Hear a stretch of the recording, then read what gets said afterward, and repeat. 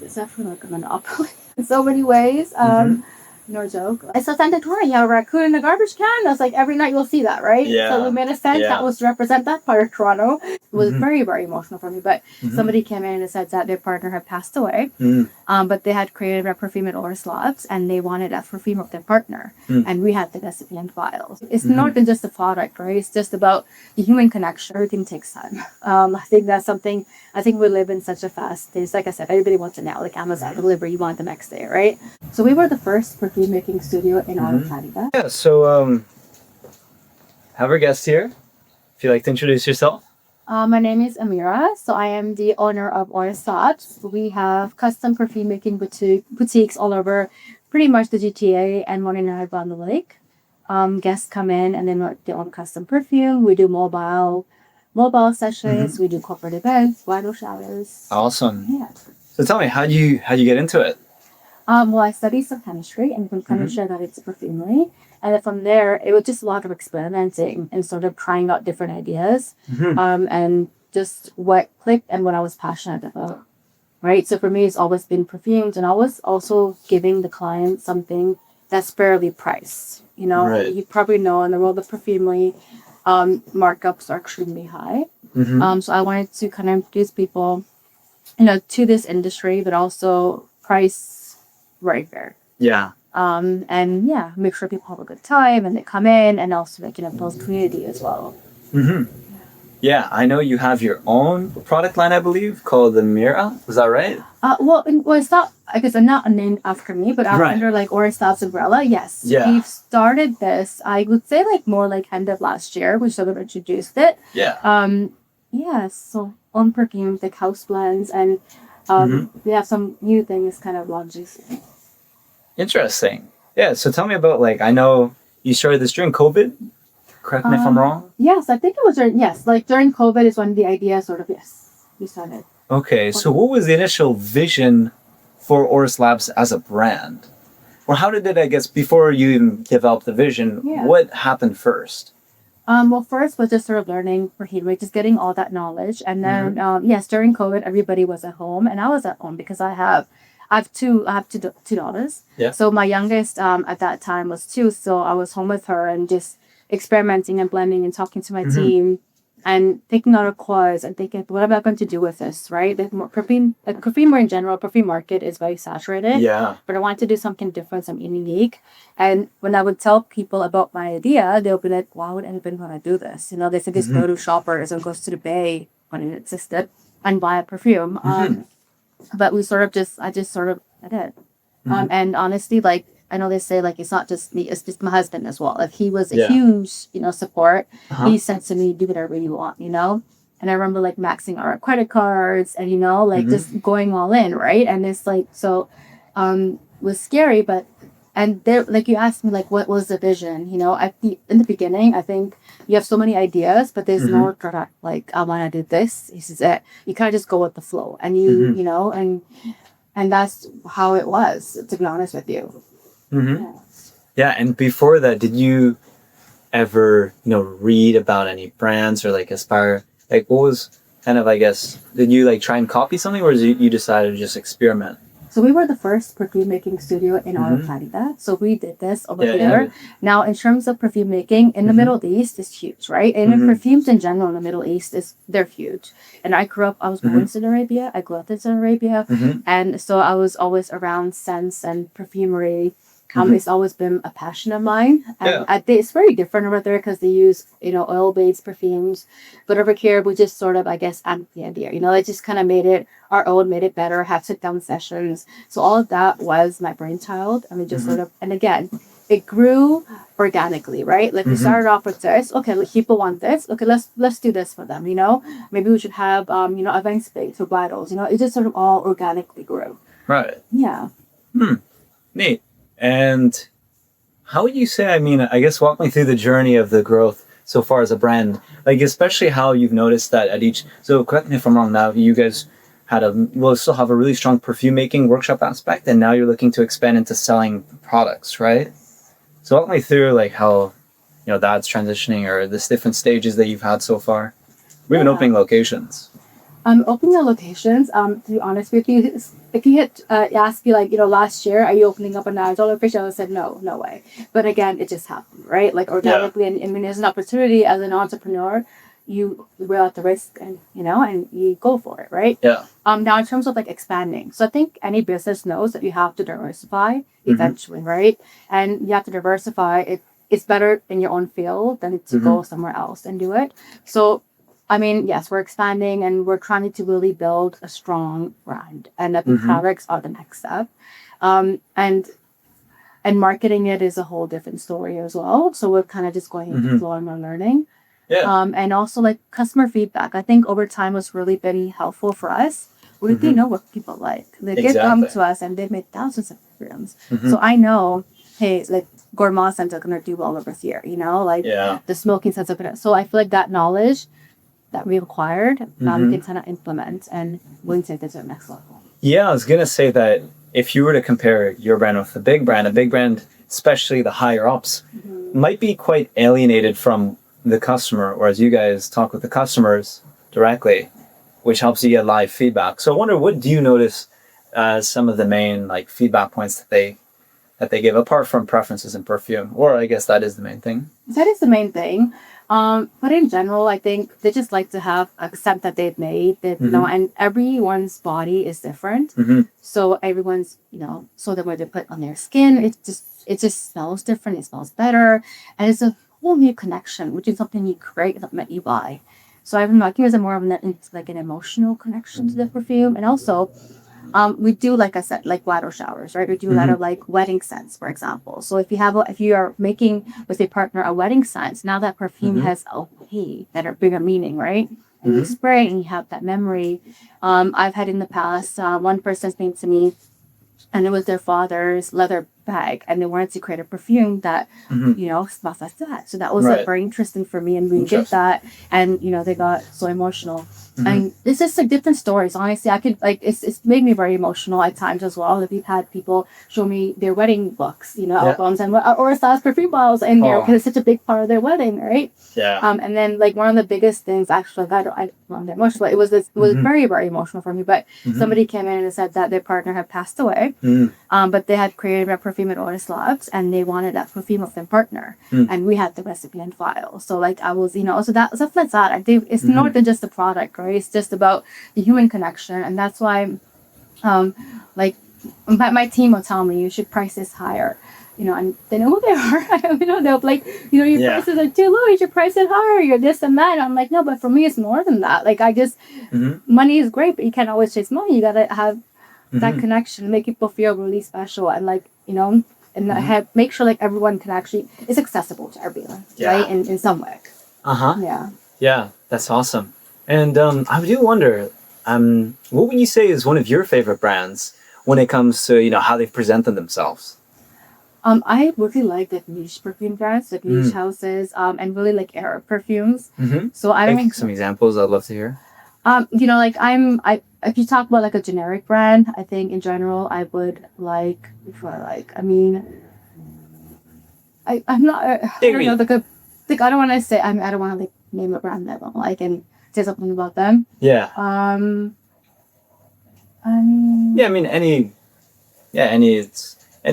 think a lot of brands are good. I guess from like a inspirational perspective, is there anyone that you were inspired by in terms of how you guys developed like the brand, the marketing, or anything like that? Although it is quite unique. Yeah. Who do I like? I think Fern. It's like a small. It's like I like the way that they're marketing and the way that they, I guess. Yeah, the ingredients that they use as well, and the fact that it's limited edition, like limited perfumes, limited launches, and just their way of organic branding. I just love the look and the feel of the brand. Yeah. So that's one brand that I love. On what touch points do they get you, I wonder? Like, where do you find out about them? Like, is it through like Instagram when you're on it, or Instagram? Because algorithm likes to be it to me. Yeah, true. Yeah. And how do you guys spread the word? And then I'm curious. It is, yes. So social media is a huge part of it. But as a small business, I think word of mouth. To be honest with you, I think word of mouth has been like a huge factor, and some people underestimate that. But yeah, social media, of course, that social media is also like word of mouth if you think about it, right? yeah, so like we do ads, we try to even because charity galas, right? We're over there, so we try to get in front of people that might want to book us, and yeah. Yeah. Yeah, that's the way to do it. Yeah. And I wonder, I did see sometimes on your Instagram, you'd have tagged like a couple of influencers or bigger people. Are those influencers you've brought in? Some of them we work with, some of the influencers like, yes, we work with, we try to work with influencers that align with the brand, right? Right. That also have good energy and good vibes. And yeah. And when you say work with, I wonder like what kind of form does the partnership take place? Or I guess how does it look like? Usually they'll come in and they'll make content for us, and in return they'll get something or compensation, whatever it may be. Yeah. Sometimes honestly, like it's so nice to see people just want to work with us because they love the product, love the perfume, want to share as well. Yeah. And it's also indicative for the client, right? So I mean, not only are they getting something, but we're getting something in return. Also, the client is getting to see something. So it's a win-win for all, I think. Yeah. Yeah. Yeah, I agree. And when it comes to like, I guess the vision as an entrepreneur, I'm sure you have like a vision. How do you paint that? Like, what's the vision that you see for your brand? So many visions. Too many. Like it's like you have yes. I know it's funny you say that because I was just talking to a different entrepreneur before this. I had a meeting with someone, and he was also talking about these ideas he had. I'm like, oh my gosh, like you remind me of me because we have so many ideas. But I think it's just narrowing them down to focus on. Yes. And that's something that Kelsey will tell you. It's like she'll be like, we gotta focus on this, we try to do that. So in like vision wise, like I think right now, like I think my vision is like goals, right? Right now it is just sort of really maintaining like quality while not trying to jump up bump up the price too much because inflation and tariffs right now, shipping and everything. I think that's been a huge concern, and it's something that I'm really like something that's been like a thing for me. So that's it. So the vision is for just keep everything consistent, and then just to grow and to become a well-recognized brand within Canada, maybe one day in globally as well. Yeah, of course. Like it's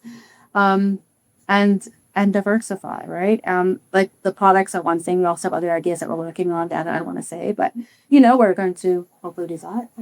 It's just yeah, 100%. Do you have any like books that you read on like building a brand or anything like that that's inspired you? Right now I don't have anything. To be honest with you, I'm within locations. I am always in the car. Yeah. So it's like I'm always back and forth. But like, if I have some time, I will just read more books on perfumery because it's always changing, always developing. New gurus are coming in. So I think that's what I read about because I think that's my strength is to building the products and to kind of just strengthening my knowledge, right? Yeah. And that's what I do. Right. Yeah. And then like when it comes to I guess the fragrance industry, like where do you think? What are your obviously 10 years in it? What are your perceptions of how things are when it comes to, I know you guys are a small brand, you guys have like a really intimate touch, big brands, be more general, like where, I guess it's very open-ended.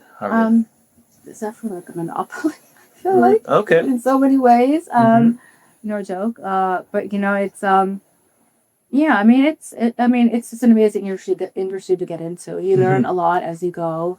In monopoly, what do you mean by that, I wonder? I feel like there's some really big players, and there's a lot of with pricing as well. I'm sure you see it. The markups are sometimes just over 1,000% markups, and it's really because of the brand and the packaging. Right. And so I feel like the ingredients are not the focus anymore. And that's sad. And perfumery, and there are some really big brands that do still focus on the ingredients, but in general, I feel like where it's leading towards is clothing is like a fast fashion. Same thing in perfumery. Oh, what's trending? Let's make this. Let's do that. Let's copy. And that's become a big thing to where everybody's just copying each other and inspired by scents, right? So I feel like it's just moving so fast. And like the actual essence of perfumery and perfume making is being kind of lost. I don't know. And yeah. Right. Hopefully. And that's what you guys are doing to bring it back in. I hope so. In our little way. And again, like because with the 3 locations opening up and you lose that creativity. You lose that, right? And sometimes like you're so focused on, okay, now I have this to do, that to do. And so I understand. Let's actually step back sometime and think, okay, what is important to me, Right. and then like go back into it, right? Yeah. And just so many points that you should do this, you should add, and ignore that. That no, it's about the ingredients, it's about the client, it's about this, it's not about, so all that. Before, did you ever work at any fragrance brands? No, actually, after I studied, I got pregnant my first daughter, who's now 11. So I was at home, and then I had my other daughter. But again, while this was happening, we were just making and creating and just getting the ideas together, and doubting myself a lot. Because every time people would say, "No, it's not going to work," But yeah. I remember reading about the first time, or the fact that you started with an overnight pop-up, and then overnight you got a ton of people interested. Yeah. That's how I started off. If I mentioned how you came up, I was like, it was like this. It reminded me of how the first time we opened up. Yeah, it was like a smaller session that we did. There's a lot of interest, and it wasn't perfect. I mean, I kid you not. Like, we were setting stuff up, and I had people walking through the door. I was like, 95 more minutes. We're not ready yet. And then it just came together, and we've come so far from there. I mean, I mean, you guys are everyone on social media. You have a great spot in Yorkville. A lot of people. That's like center of downtown. Interesting. I wonder, so what was the initial inspiration for launching it online? Because I know that was, when did you guys do that? Launching online, the products online to buy online. Oh, I believe last year, Merry Christmas time. Yeah, why not? People want to take home different scents, and I think it was also customer feedback, right? Oh, do you guys sell this? And how can we take this home with us? So now we have the discovery kits, and we have travel pens, and we have room sprays. That was a huge. People who were asking, can we make us into a room sprays? We found a safe way to do so. Yeah, so just I feel like it's the next step organically for us. Yeah. Interesting. And if you were to summarize, I guess let's just say in what you think is most important when it comes to a brand like Orris Labs, what would you say are the pillars of a brand in your eyes? Or I guess best, how would you define a brand? What are the pillars? So if I talk about the pillars first, I think style. That's I mean, hands down, my team. Yeah. Right? I think without them, I would not be where I am. And this goes for everyone, so that's a huge thing. And then it's just being consistent is something as well. And again, we're not perfect at it. We're trying our best to get there as well. But yeah, I think staff is having the teamwork. I think team is the strongest. I think we can't do anything by yourself. Yeah. 100%. And how have you found you've been able to grow the team and then keep kind of the values at heart? Or I guess better put, what would you say are the values of Orris Labs? I know you mentioned you get to make it yourself. Yeah. And it's luxury but affordable. Is there anything else that comes to mind? I guess honesty and integrity as well. We try to be very honest with our, with our readers, our clients, and our pricing as well. Those are, I think, so now we've never really had time to kind of sit down, think about this. Maybe I should. Oh. I should be what are the values? But it's just overall, just being an honest brand, and yeah, and just go. And again, like I said, if someone is not happy, we'll try our best to make it better for them. Right. That's awesome. And most of the time, people are okay. People understand, and they're okay with that. So as long as I think the audience and as long as our customers are also forgiving and unwilling to work with us to make it better, I'm more than happy to make, do whatever I can. Yeah. To, make sure that I'm satisfied. And yeah. Yeah. And I guess when it comes to, I know different companies have done campaigns like Christmas campaigns, summer campaigns, Valentine's Day campaigns. I'm sure that's a big one for you. Is that something you guys focus on as well? We do a lot, especially with big holidays, like you said, the Valentine's Day Christmas. Especially now, because now we have a dedicated marketing team, like Chelsea basically runs it. So now we are getting better at it. Before it was, when I first started, it was just me, answering DMs and all that. So it was very, everything was all over the place. But now we're also able to know, okay, what are our busy seasons? What are people looking for? What do people like and share? So it's getting better. Yeah. Yeah, that's awesome. And have you had any ones that were really notable, or you tried something that really stuck with you?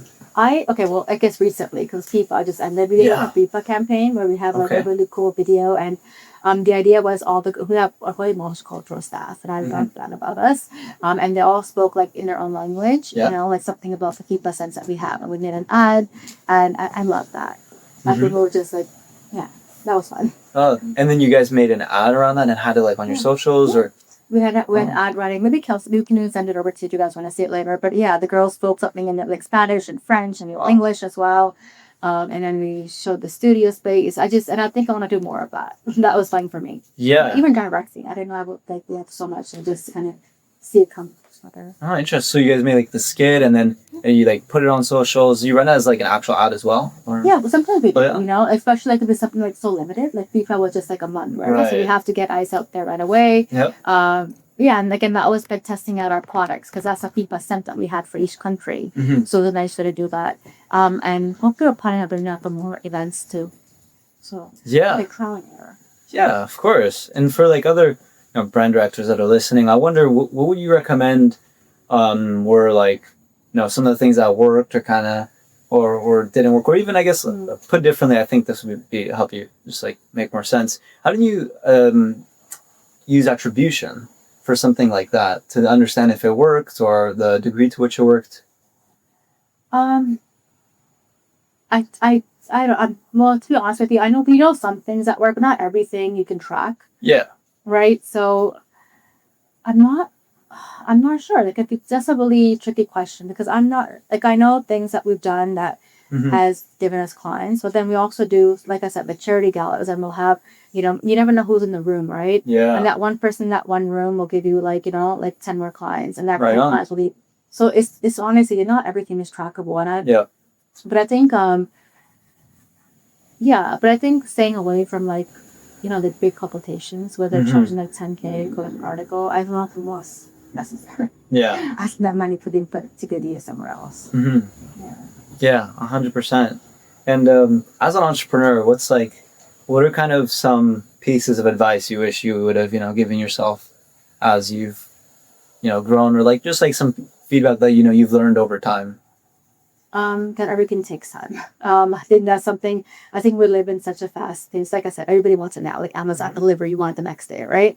I think just it takes time. It takes a lot of patience, and you're going to, honestly, I'm sure you've heard this. Every lot like sleepless nights, and just like you've done yourself, and you like I don't know how many times I've cried in the car. Like we had our opening at the front of the sitting in the car crying, and like Kelsey and Sam are there looking at me like, what's going on? I'm like, I'm okay. But then again, it's 2 minutes later, I'm in the studio and I'm working, and nobody knows what happened, right? So you have these moments where you're just like, what the hell? Why am I doing this?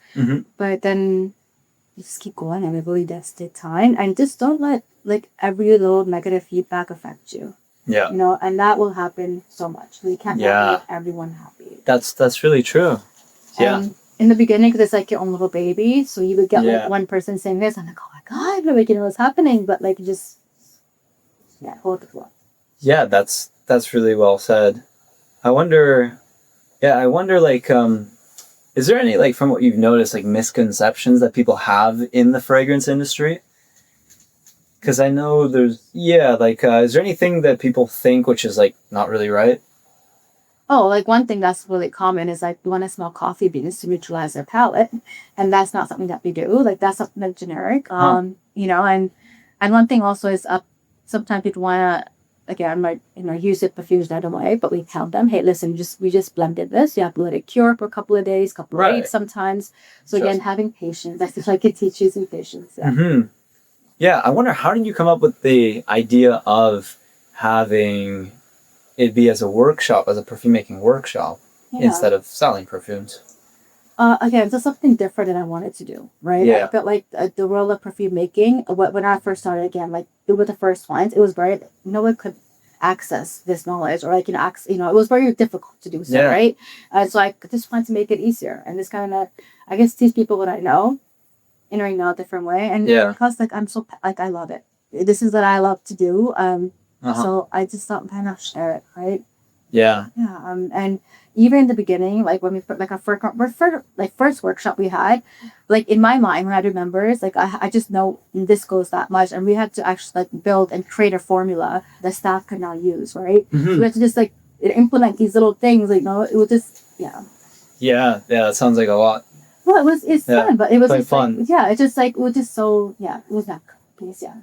Yeah. 100%. Yeah. So interesting.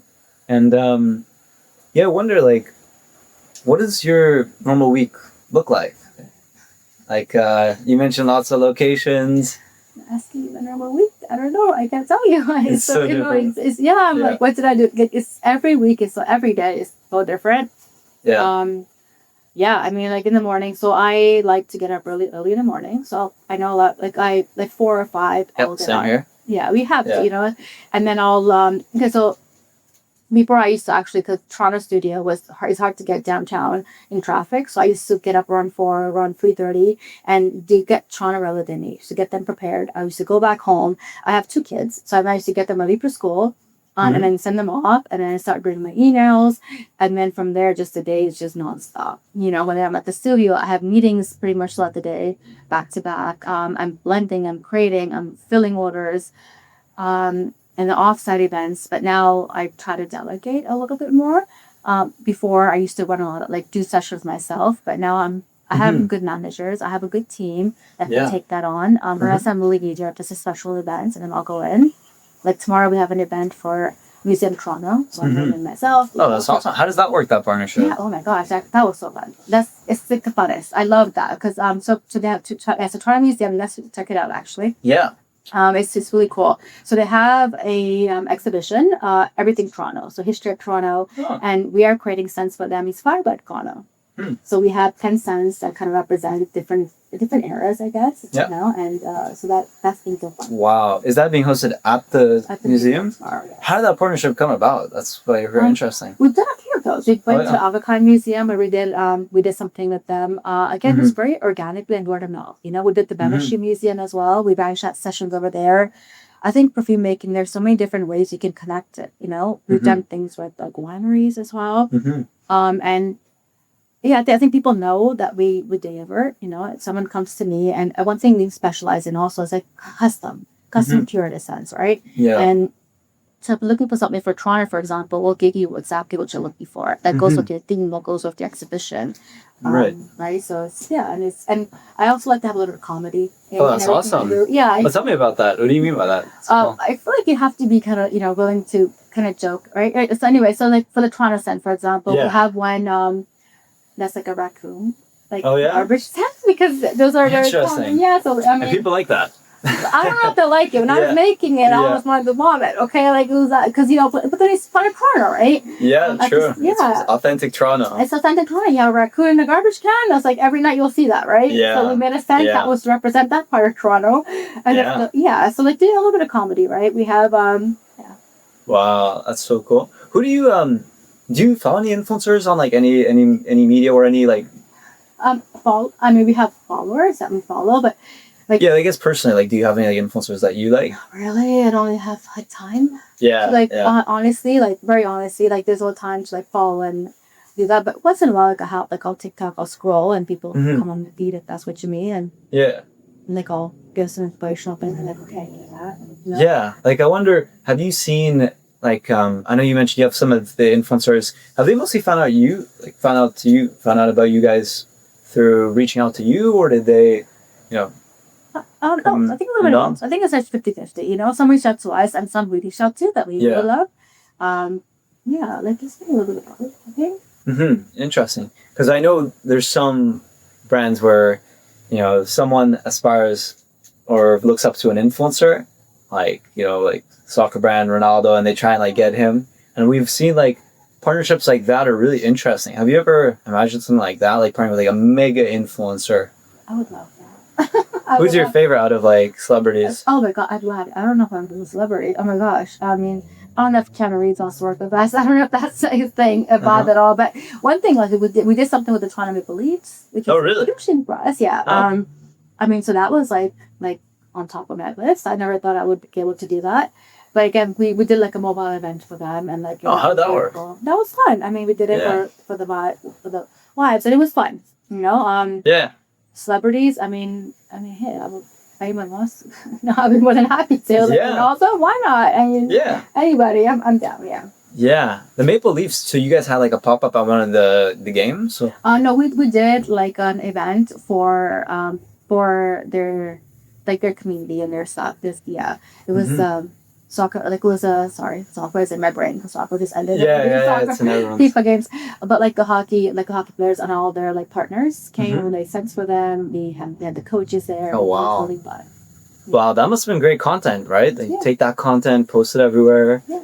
Interesting. I mean, when you work with someone like that, you have a lot of rules. Right. So they're very cautious about what you post and what you say, and so that was that. But I think that's part of the game. Yeah, exactly. Wow, that's so awesome. Do you have any like I guess like tips or like tricks when it comes to like building a team? Because I know you mentioned your team several times. It's really good. Yeah. Like the dynamic. Oh gosh, it's a good week. It's a fun week to ask this week. Oh, yeah.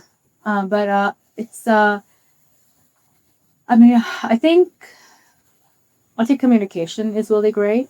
Mm-hmm. And also, like, I think one thing is my team knows, like, if I'm going to say something, like, I'll do that work as well. You know, like, if you're, like, if I'm at the studio and the floor needs to be swept, like, I'll sweep the floor, right? You know, like, it's like, I feel like a team, that's the type of leader I am. That's awesome. Like, I'm not the one to be like, go do that, go do this. Like, you know, you get down and dirty. And I think when the team sees that, they appreciate that more. They work even harder. And, you know, I probably tried my best to give everyone like a fair pay. I think that's something. So we've never started off at minimum wage. We always, you know, again, we try our best, right? And on our end. It's awesome. Yeah. I just lead by example. I just think that's like the most important thing. Yeah. That's a really good value. Really good value to have. Well, yeah, you have to lead by example. Yeah, you have to. Mm-hmm. And before that, were you working with any like other teams before this job? I know you mentioned not like any big brands. No, I mean, I've had jobs here and there, like as a teenager, and like, you know, and when I was studying, I wasn't working.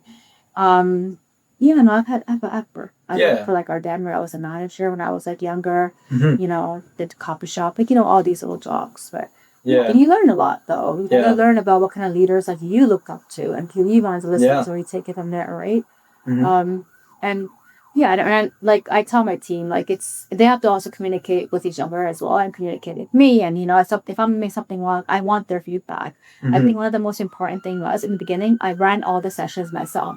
So I kind of figured out, okay, this is where they could be as help. And now I'm up there on the floor. I depend on their feedback. Like if something is not working, tell me so I can fix it. Like, you know, and I'll try to fix it right away. You can't wait, right? Interesting. Yeah. I guess like do you see like is it like where would you say right now is like the bottleneck? Like what do you guys, because I know every business at different stages has like different problems. Let's say what are you guys like looking to work on? That's an easy one because we're getting into products like our shipping process. Oh, shipping. Oh, interesting. Yeah, because like I said, everyone's so used to Amazon. The next day, right? For fries, it's a lot more than that. You have to make it. You have to make sure the ingredients are there. We gotta pack it. And for us, if we have 3 different locations, like Niagara has different oils, for example. Some of the place made over there. Okay, so now that recipe has to get made over there, but then we have to ship it. So how does that work? Because the shipping label, shipping machines we have at the GTA. So it's like, honesty, that is a bottleneck at the moment. Yeah. And that's something that we are working very hard. Yeah. So sorry for all the customers of the honestly. Yeah. We're trying, promise. Yeah, it's good. Yeah, it's awesome. Shipping is hard to nail. Yeah. Like logistics, right? You want to make sure you're quick, and then things get lost, and it's a lot. Yeah, but that's the bottleneck, I think, at this point. Yeah. Yeah. Sweet. Well, where can people, you know, find out more? Where I guess for like the audience, where can they find you guys? OrrisLabs.ca, and you guys can follow us at Orris Labs. You guys can contact us, call me anytime. It's an email address. And the 3 locations, where do you guys have those?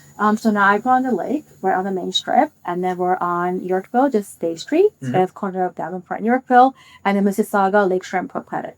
Awesome. So we have some pretty like beautiful locations, a lot to do nearby. And yeah, awesome. Well, pleasure having you on. Thank you. That's a wrap. This was great. Thank you. Yeah, awesome.